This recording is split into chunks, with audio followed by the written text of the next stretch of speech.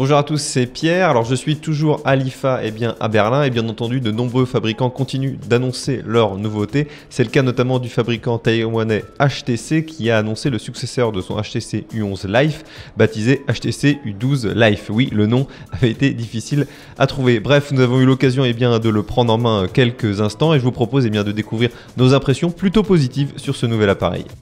Alors commençons par le design du Pixel 2, enfin plutôt je veux dire le HTC U12 Life.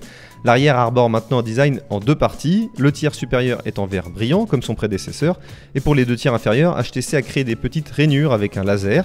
Les parties surélevées de l'arrière sont mates et les sillons sont brillants, ce qui garantit que vos doigts entrent principalement en contact avec les zones mates qui sont moins sensibles aux empreintes digitales. C'est pas bête, c'est signé HTC. Si vous regardez de plus près, vous remarquerez que Android One n'est plus présent sur ce smartphone. Le U12 Life est livré avec l'interface Sense de HTC et Android 8.1 à la place. Et puisque nous sommes déjà sur la liste à gratter, la fonction Squeeze appelée Edge Sense a également été supprimée. Selon le fabricant, le matériel nécessaire à cette fonctionnalité ne correspondait plus au budget serré de l'appareil. Jetons également un coup d'œil à l'arrière. La partie supérieure contient un double appareil photo pas très excitant, tout du moins sur le papier. Un appareil photo de 16 mégapixels avec un capteur d'image de 1,8 pouces et une ouverture f2.0 est présent. L'autre est un appareil photo auxiliaire de 5 mégapixels pour prendre des portraits avec effet bokeh. Nous n'avons pas encore été en mesure d'évaluer la qualité de l'image, mais nous vous en informerons une fois que nous l'aurons fait. Cependant, pour la photographie de nuit, ne vous attendez pas à des miracles car il n'y a pas de stabilisateur d'image optique.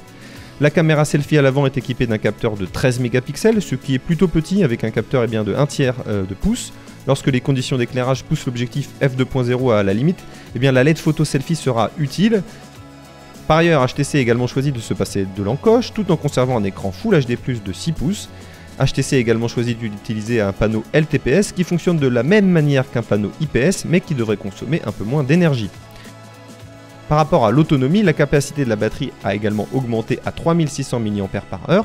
Sous le capot, vous obtenez un Snapdragon 636 qui devrait offrir une performance à peu près 40% meilleure que son prédécesseur, le 630. De plus, il y a 4 Go de RAM et on retrouve 64 Go de mémoire interne extensible par carte microSD. Voilà, sachez avant de terminer cette vidéo que ce HTC U12 Life sera commercialisé au tarif de 349 €.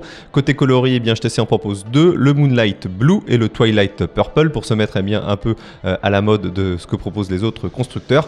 Mes premières impressions ont été plutôt positives sur ce smartphone. Clairement, on sent qu'HTC a mis le paquet sur le design. C'est normal, beaucoup d'utilisateurs recherchent cet aspect. Côté specs, en revanche, c'est un peu décevant, notamment face à la nouvelle concurrence qui arrive dans nos contrées et ce Xiaomi Pocophone F1 qui pour 329 € propose un rapport qualité-prix vraiment très intéressant. Voilà, j'espère que HTC va réussir à convaincre et à séduire les utilisateurs puisque ce serait dommage de perdre cette marque à l'avenir sur le marché. Voilà, n'hésitez pas à me dire d'ailleurs dans les commentaires ce que vous pensez de ce smartphone. Likez cette vidéo, comme toujours je vous invite à vous abonner à notre chaîne YouTube si ce n'est pas déjà fait et on se retrouve pour de nouvelles vidéos ici à Berlin. Allez, ciao.